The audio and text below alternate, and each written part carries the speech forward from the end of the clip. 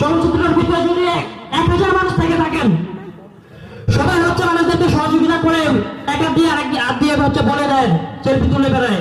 শাকিব খান এরকম একজন মানুষ যে হাজার হাজার লাখ লাখ টাকা সহযোগিতা করে হচ্ছে সেলফি তুলে বেড়ান না, তিনি আল্লাহকে খুশি করার জন্য দেন। কোথা থেকে আসছে? কান্নাকাটি করার জন্য, ভাইরাল হওয়ার জন্য, এটিও ভাবতে পারতেন, কিন্তু তিনি সেটা করেননি। আমাকে নিয়েছেন, দেখা করিয়েছেন, তার বুকে টেনে নিয়েছেন। এটা দেখলে বোঝা যায় যে সে কত বড় মনের একজন মানুষ।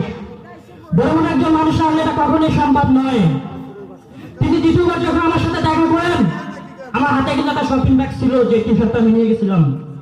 কোনো কাউকে চেক আপ করতে দেননি, ওইটা চেক আপ ছাড়াই কিন্তু তার বুকে আমি গেছি। তিনি এত বড় একজন মেগাস্টার, তিনি কিন্তু চাইতে পারতেন, বলতে পারতেন সবাইকে যে ব্যাগটা চেক করো। ওই চেকিংটাও কিন্তু তিনি করেন। এত বড় মানুষ যে উনি এই ইমোশনটা বুঝতে পারছেন অন্তত আমার কান্না দেখে, যে উনি সত্যি আমার রিয়েল ফ্যান। একজন ভালো মানুষ বা একজন ভালো মনের মানুষ যদি শাকিব খান না হতো, এটা বোঝা কখনোই সম্ভব হতো না। উনি এক পলকে দেখে বুঝে ফেলছে যে এটাই রিয়েল সাকিব।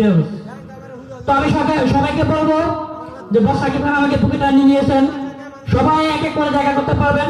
আমরা অনেকে ঘরের ভিতরে আছি, ভুলের ভিতরে আছি, অনেকে বলে বেড়াই যে শাকিব খান হচ্ছে অনেক গরিমা, অনেক অহংকার, গেলে একটি ছবি তুলতে চায় না, তিনি ছবি তোলেন না আমাদের সাথে। এটি ভুল ইনফরমেশন। উনি ঠিকই ছবি তোলেন, কিন্তু চারপাশের মানুষদের জন্য উনি সুযোগটা পান না, বা ওনার কাম পর্যন্ত পৌঁছায় না এই মুহূর্তে। শাকিব খান অনেক ভালো একজন মানুষ। আরেকটি কথা বলতে চাই, শাকিব খান আরো একজন ভালো মানুষ। চলচ্চিত্রের ভিতরে যদি 1000 মানুষ থেকে থাকেন, সবাই হচ্ছে মানুষদেরকে সহযোগিতা করে টাকা দিয়ে আরেক হাত দিয়ে হচ্ছে বলে দেন, সেলফি তুলে বেড়ায়। শাকিব খান এরকম একজন মানুষ যে হাজার হাজার লাখ লাখ টাকা সহযোগিতা করে হচ্ছে সেলফি তুলে বেড়ান না, তিনি আল্লাহকে খুশি করার জন্য দেন। আপনারা জানেন যে শাকিব খান 5 ওয়াক্ত নামাজ পড়েন, তিনি রোজা রেখে শরীর করেন, তিনি এরকম একজন ভালো মানুষ। তো আমি সবাইকে বলবো, ইন্ডাস্ট্রি যারা আছেন, শাকিব খান চাইলে, আমরা কিন্তু মাঝে মধ্যে ভাবি যে শাকিব খানকে সবাই এত ছোট করে কথা বলেন, কেন ইন্ডাস্ট্রি ছেড়ে দেন? মুভি না করলে তো বসের যে ব্যবসা প্রতিষ্ঠান আছে সেটি দিয়ে সারা জীবন চলে যাবে, তার নাম খেতে অর্জন তো কম নেই। তো চাইলে তিনি রাগ করে কিন্তু চলচ্চিত্র ছেড়েও দিতে পারেন, তিনি কিন্তু ছাড়েন না। প্রায় সময় একটি কথাই বলেন যে সাকিব আনসরা আমার পাশে আছে, আমার সাহস হচ্ছে সাকিব আনসরা।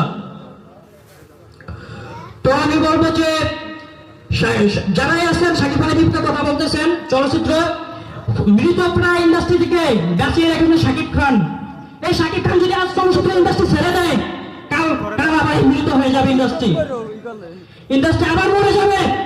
তো সবার উদ্দেশ্যে একটি কথা বলবো, প্লিজ সবাইকে হাত জোড়া করে বলছি, শাকিব খান ভালো মানুষ, যে যেটা ভালো করবে সেটাকে সম্মান করার চেষ্টা করেন, সম্মান করেন। আমরা যদি শাকিব খান যদি রাগ করে চলচ্চিত্র সত্যি সত্যি ছেড়ে দেয়, এই চলচ্চিত্র ধ্বংস হয়ে যাবে, এই চলচ্চিত্র থাকবে না। আপনার এরকম মানুষ আছেন যারা চলচ্চিত্রতে, বহুত মানুষ আছে টুকিটাকি কাজ করে তাদের সংসার জীবিকা নির্ভর করেন। আজকে শাকিব খান মানুষটা যদি চলচ্চিত্র ছেড়ে দেন, সবাইকে পথে নামতে হবে। একটা কাজ করে যে খাবে, এমন মানুষ আছে চলচ্চিত্রতে কোনো কাজ জানা নেই তাদের, চলচ্চিত্র থেকে যদি বের হয়ে যায় বাহিরে রিক্সা চালিয়ে খাইতে পারবে না তারা। সেই মানুষগুলোর কি হবে একবার ভেবে দেখেন।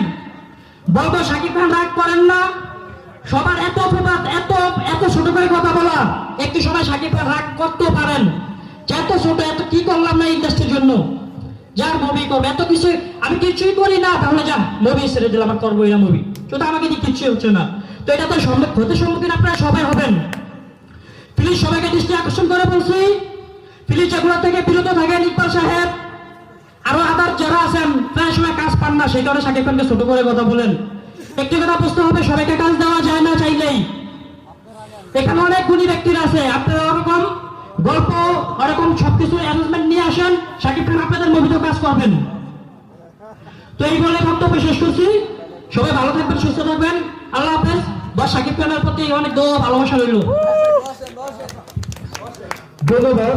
ভোলা থেকে ছিল আমাদের